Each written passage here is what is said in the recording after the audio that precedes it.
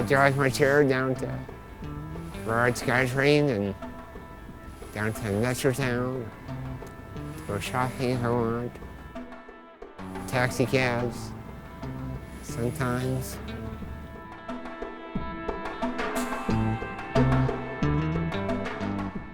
At one time it was iron lungs. Now we've got smaller, compact, positive pressure units that give you an incredible amount of freedom and independence. At one time you couldn't move out of the institution because of the iron lung. And now we've got little compact units you can fly all over the country with.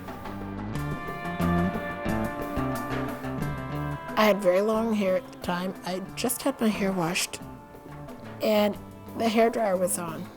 So the nurse was drying my hair and I couldn't hear the machine. And some friends came to visit and I was so glad to see them and I couldn't hear the machine and I was talking to them when I suddenly realized that it was okay. Well, it takes ages to go out to a restaurant or shopping. You just don't want to do it. You just want seclusion away from the eyes of the world sort of thing, but you get through it. But it takes a long time and it takes people, mentors, and to hear other people's experiences and then to be able to deal with your own situation, but it takes a while.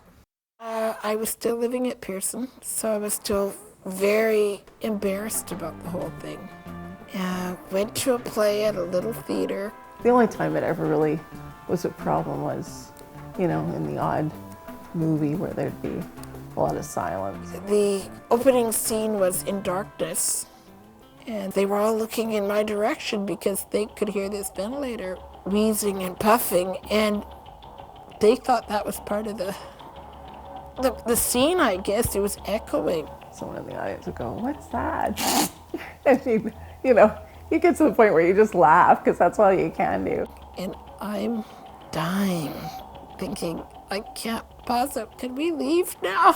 Alan has been an inspiration for myself and also for other disabled people because I've been around people who, because of their disability, don't even feel comfortable going into public places.